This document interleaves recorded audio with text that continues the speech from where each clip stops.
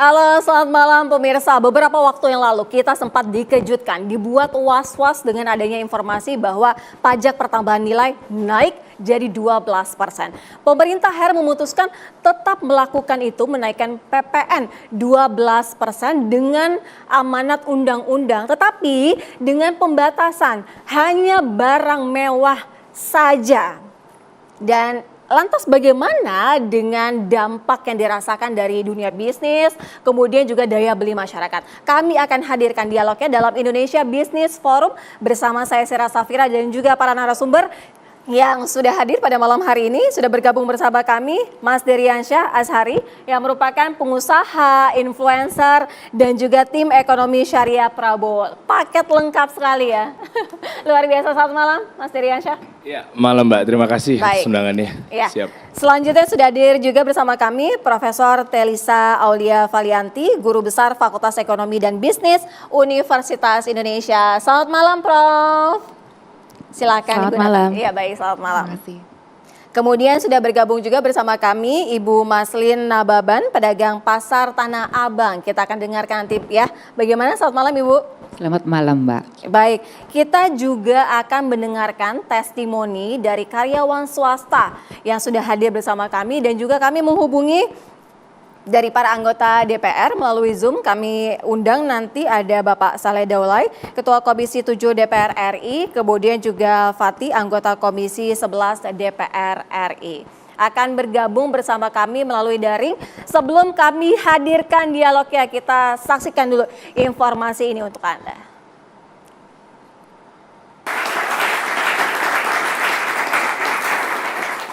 Beberapa waktu yang lalu media sosial juga sangat ramai dengan perbincangan mengenai pajak pertambahan nilai yang naik jadi 12%. Ini juga mengundang tanya, reaksi, banyak sekali reaksi-reaksi mengatakan bahwa mereka tidak setuju. Walaupun akhirnya pemerintah menerapkan dengan kondisi selektif yaitu dengan barang mewah saja. Kita akan tanyakan langsung kepada salah satu pedagang di Pasar Tanah Abang, Ibu Maslin. Saat ini Ibu itu usahanya di Tanah Abang apa Bu? Bisa diceritain? Oke, saya mewakili kawan-kawan pedagang di Tanah Abang, sekalipun sebenarnya bisnis saya, dagang saya bukan hanya di Tanah Abang, termasuk di ITC Mangga 2, di Senen Jaya, MTC Tanah Abang ya. Tapi supaya enak komunikasinya, saya mewakili Tanah Abang ya. Dari teman-teman pusat grosir yang lain, saya coba untuk berbicara, menyampaikan keadaan sekarang ya Mbak ya. Ini mungkin yang kesekian kali saya diundang untuk di acara yang sama ya, selalu mewakili Tanah Abang. Efek dari PPN masuk akan ditambah itu Mbak ya. Buat kami sekarang ini kan situasi dagang itu berdarah-darah ya. Daya beli rendah itu kami rasakan banget loh di Tanah Abang. Tapi Ibu Maslin itu jualannya apa? Saya jualan fashion. Kalau di Tanah Abang itu 90% itu fashion Mbak. Ya 90% itu fashion di Tanah Abang. Nah kalau fashion ini kan sebenarnya bukan barang kebutuhan. Jadi kalau ada isu-isu yang memberatkan masyarakat itu berdampak banget sama kami. Beda loh, kami ini bukan menjual 9 barang bahan pokok ya. Jadi fashion ini bukan kebutuhan tapi keinginan. Jadi kalau ada sasaran kami tentu semua golongan, golongan atas, menengah dan bawah. Nah, jadi kalau ada isu-isu pajak, masyarakat itu mereka tuh nggak tahu ya, dibilang tuh barang mewah, yang tahu pajak aja. Nah, ketika ada beban-beban yang ditambahkan ke masyarakat, nah kami merasakan nih gairah untuk belanja itu udah langsung drop. Ya, dia mereka hanya taunya pajak naik nih, pajak naik. Aduh gimana nih? Nah, kita sendiri pun sesama pedagang resah. Karena gini ya Mbak, selama ini pajak nggak dinaikkan aja sejak Covid, itu kami udah berdarah-darah. Ya, padahal katanya Tanah Abang adalah selalu dibangga-banggakan pusat pasar terbesar se-Asia Tenggara. Tapi Mbak coba datang ke Tanah Abang. Siapa yang datang ke sana? Gitu. Sepi luar biasa. Dampak dari Covid, dampak dari online, dampak juga dari kebijakan-kebijakan yang kami rasakan ya. Itu nggak ada kok yang meringankan kami pedagang Tanah Abang. Penurunannya berapa persen Bu Maslin? Penurunannya ya 75%. Wow.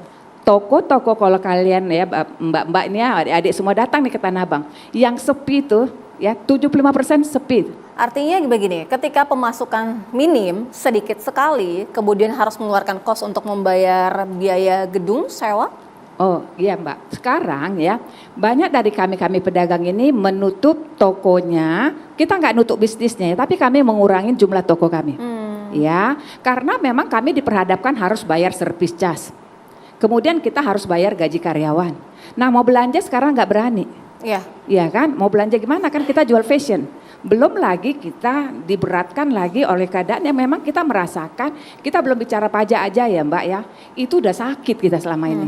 Udah sakit, nah tambah isu ini lagi. Padahal kita dengan pemerintahan yang baru sebenarnya kami ini berharap kebijakan apa nih yang dilakukan pemerintahan baru ini. Nunggu-nunggu loh, di awal pemerintahan malah PPN. So sorry to say ya kalau dibilang aku tadi juga udah dengar ya, yang katanya hanya untuk barang mewah. Ya. Kategori barang mewah aja nggak jelas. Ya kan, itu ya kategori barang. Dan kami ya pedagang yang di bawah ya, kami merasakan gini loh, ya jangan sebut-sebut barang mewah. Karena kecurigaan kami selama ini, awalnya aja lo bilang barang mewah, lama-lama ngembet kemana-mana. Baik, Ya. ada kekhawatiran di situ ya Ibu Yes, Maslin ya, kita tangkap. khawatir. Baik, kita juga bergabung bersama kami melalui Zoom, ada Bapak Saleh Daulay, Ketua Komisi 7 DPR RI. Pak Saleh begini, tadi kita sudah sama-sama mendengarkan bagaimana keresahan dari pedagang di Pasar Tanah Abang. Kemudian kalau dari dunia usaha, industri, kira-kira dampaknya akan seperti apa Pak Saleh? Ya, pertama begini, kita harus lihat dulu posisi pemerintah ya.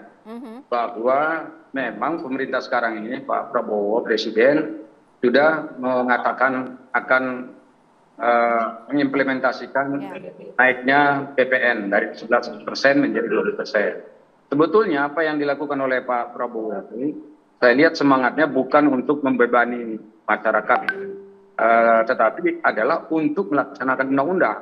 Nah, sebab di dalam undang-undang sebelum beliau jadi presiden itu kan sudah ada ketentuan terkait dengan adanya proyeksi kenaikan PPN itu dari 11% jadi 12%. Nah, sebagai pemerintah, tentu Pak Prabowo itu harus melaksanakan undang-undang karena beliau diikat oleh sumpah untuk melaksanakan seluruh undang-undang sesuai dengan ketentuan peraturan yang ada. Nah, dalam konteks inilah maka ada muncul tentu protes dari masyarakat ya, karena dianggap ini akan membebani masyarakat, dan itu tentu protes-protes yang telah disampaikan oleh masyarakat itu sudah didengar oleh Presiden dan seluruh jajaran kementerian dan menteri-menteri yang terkait yang ada di kabinet.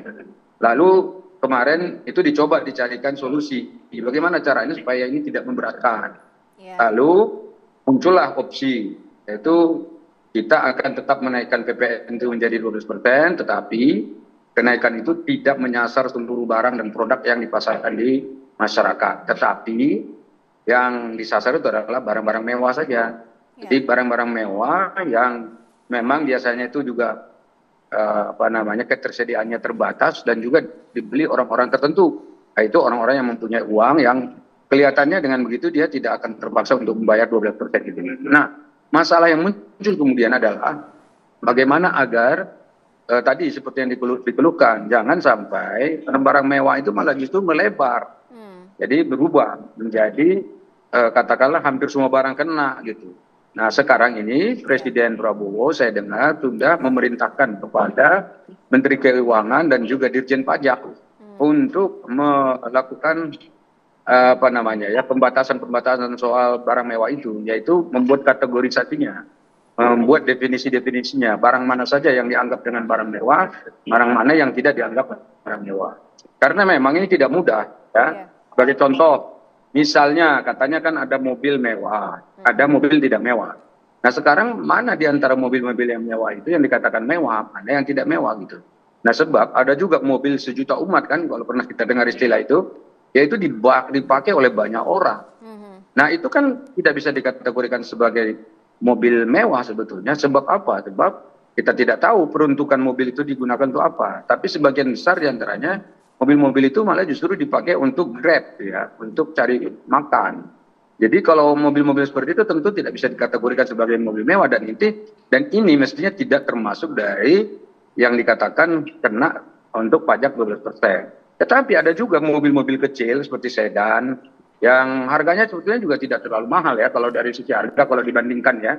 dengan mobil yang sudah ada, tetapi mobil tersebut dianggap mewah gitu. Nah, sekarang bagaimana menentukan itu mewah atau tidak mewahnya? Ini yang harus dibuat definisinya lebih akurat, lebih tepat. Jangan sekali lagi membebankan para pedagang dan masyarakat kita. Sebab kalau pajak PPN 12% ini diterapkan kepada seluruh barang, semakin banyak barang yang dikenain pajak 12%, maka semakin mahal harga di tengah masyarakat kita.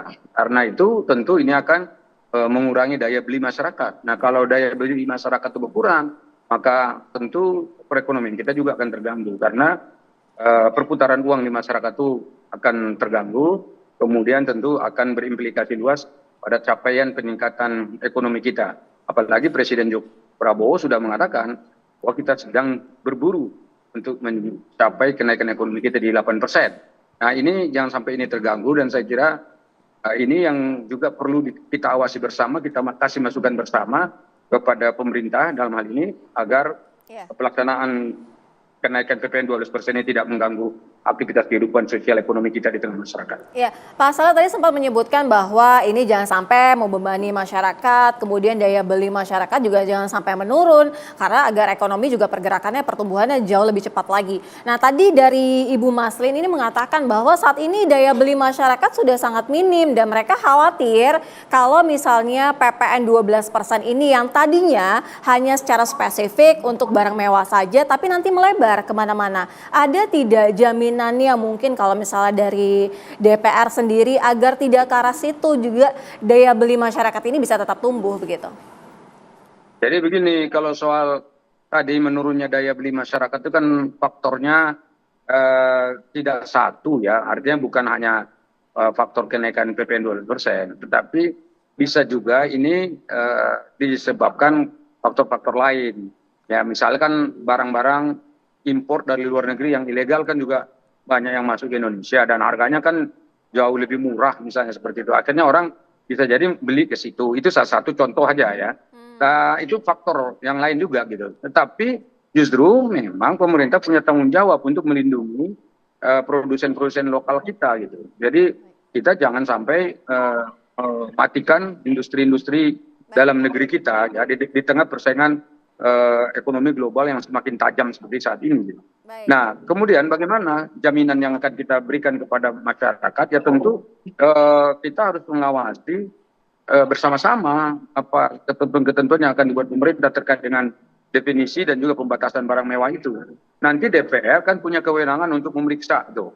Kira-kira sudah sesuai nggak itu definisi barang mewah yang dimaksud itu? Jika memang ada yang tidak tepat, masyarakat tuh boleh sebetulnya menyampaikan secara langsung kepada pemerintah dan juga boleh disampaikan, dititipkan pesannya kepada DPR.